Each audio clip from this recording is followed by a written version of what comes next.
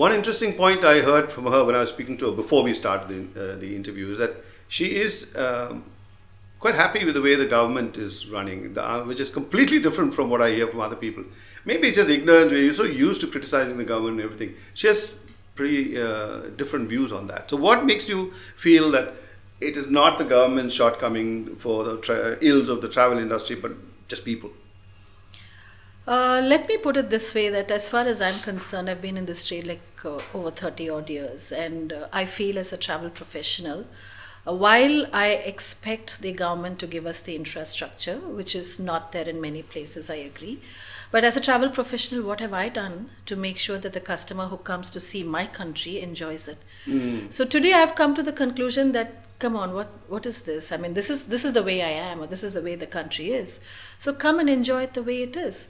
When I travel and I go to places which are third world countries, as we call it, or where it's not yet progressed to the extent the western side of the universe has, I see that they are very proud of whatever little they have, and they just showcase narrow streets, street food, and whatever, whether it's hygienic, not hygienic, whatever, they are showcasing it all. And I'm taking groups of people and saying, oh God, look at this, let's walk into these narrow streets.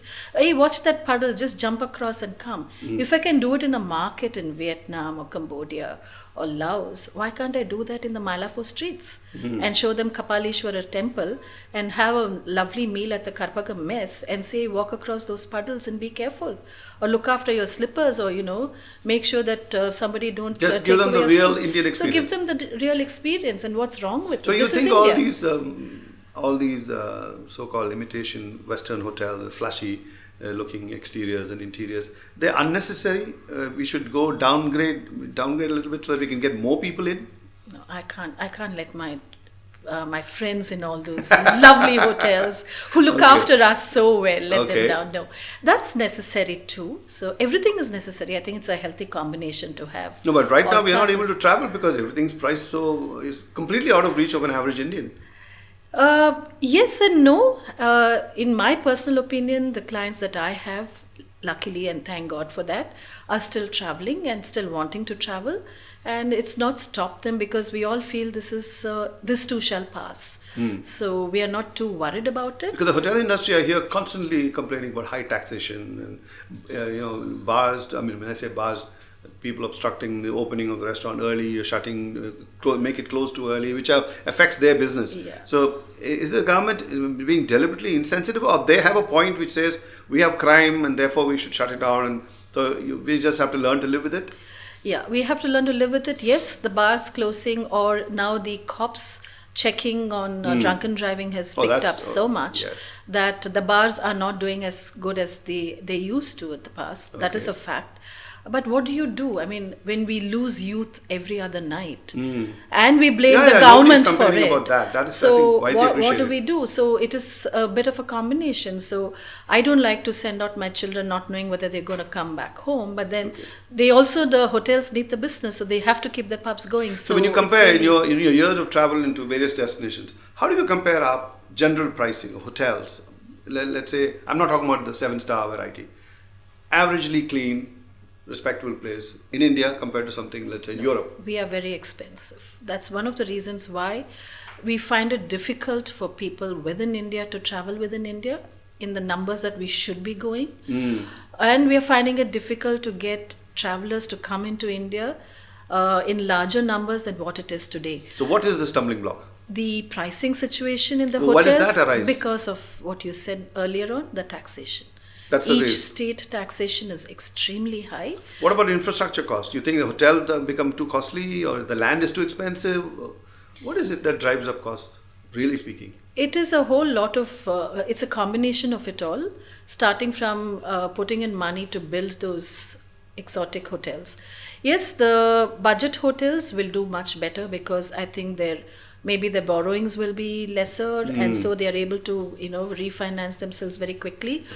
Yesterday I was talking to some of the hotel friends, and they were saying that the older hotels, they've been here for a longer time, are doing slightly better off today simply because they don't have any funding left to pay back. So whatever they get now, they own it now, and so they are able to make their they make both ends meet. While the ones who have come up now in the recent past, they are killing themselves because the prices. And also this the currency fluctuation is not helping. No, the currency fluctuation is not helping at all. But probably because the currency, in a way, it might help in a couple of months if the so-called dollar holds on to its strong whatever. Then maybe people will start moving within ourselves, and then they will start attracting Indians.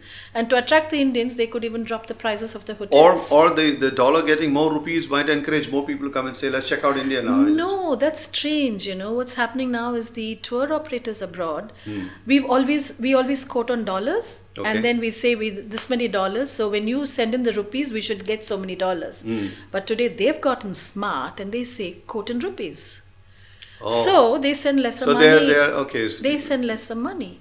So they are insisting that we quote in Indian rupees. Yeah, not but in dollars. hasn't the internet changed all these things? Now you can approach a traveler directly as opposed to all the tour operators in the middle.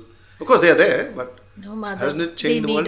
They need us, and they'll need us all the time. Every traveler will need a travel professional at any given time.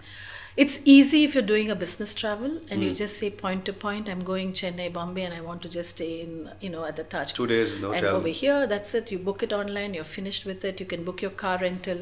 Matter is closed. But if you decide to go on a holiday, on leisure, then you definitely need some help.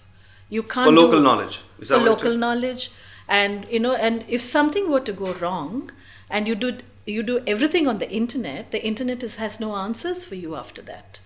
You're on your own, actually. You're on your own, and so that's she has a point there, saying that even though the net has made everything accessible, you still need that human touch to figure out some problem. All those things, the net will not help you. So you need local people. When we come back, I'll just find out how are our tourist destinations looked after. Are they worth coming all that distance for?